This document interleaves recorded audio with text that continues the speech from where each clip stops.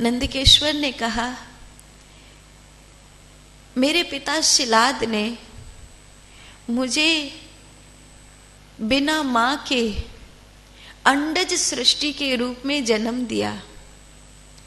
यज्ञ की वेदी में अंडज सृष्टि की तरह बिना मां के गर्भ के मेरा सृजन किया, जिसमें संतों की ऊर्जा थी, प्रकृति की औषधियां थी, 5 तत्व थे, तन्मात्राएं थी, और मेरे पिता का वीर्य था, शिलाद का।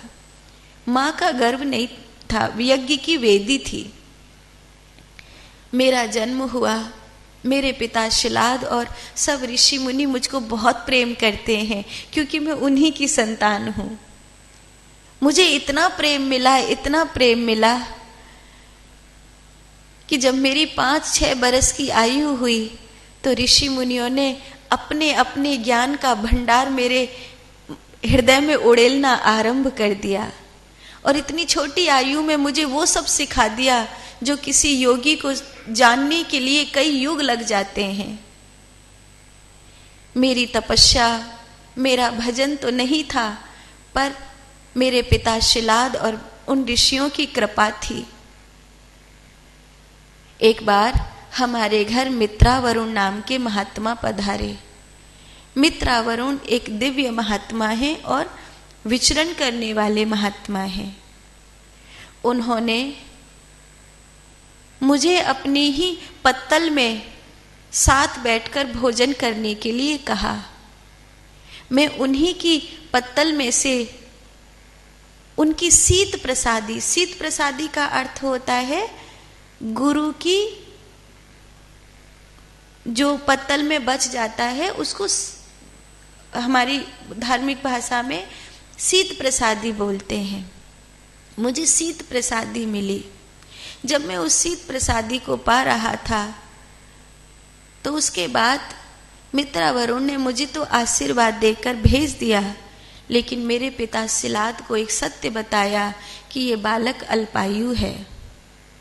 मेरे पिता शिलाद के तो पीड़ा की सीमा नहीं रही। उनके रुदन के उनके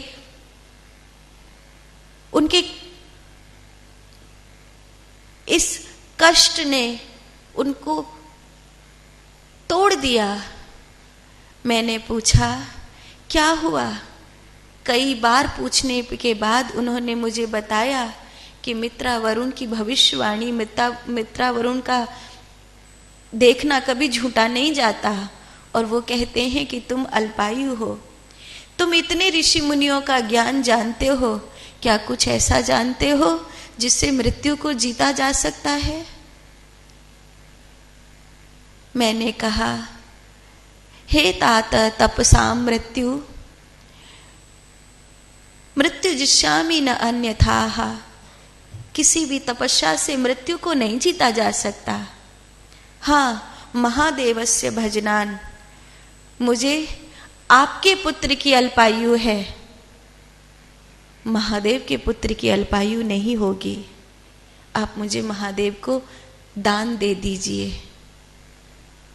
शिलाद ने कहा, अगर मेरा नंदिकेश्वर जीवित रहता है तो मैं यज्ञ कुंड की सौगंध खाता हूं, जिस गर्व से मुझे तू प्राप्त हुआ है, मैं तुझे महादेव के चरणों में आज से सौंपता हूं।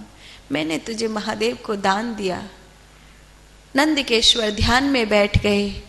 नंदिकेश्वर की वास्तव में अल्पायु थी।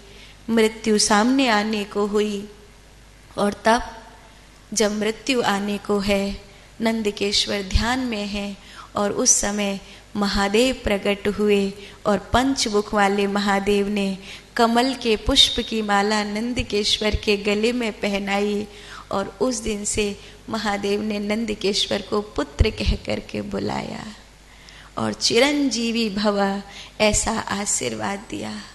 तथा शिलाद के पुत्र में के भाग्य में अल्पायु हो सकती है, महादेव के पुत्र के भाग्य में अल्पायु नहीं है। शिलाद ने महादेव को प्रणाम किया। आज से नंदिकेश्वर आपका पुत्र है, आपका शिष्य है। और नंदिकेश्वर ने कहा, मैं जीवन भर महादेव के साथ रहूंगा। अगर महादेव मृत्यु लोक में रहते हैं तो मैं मृत्यु लोक में रहूंगा, महादेव अगर समाधि के लोक में रहते हैं तो मैं भी समाधि के लोक में रहूंगा।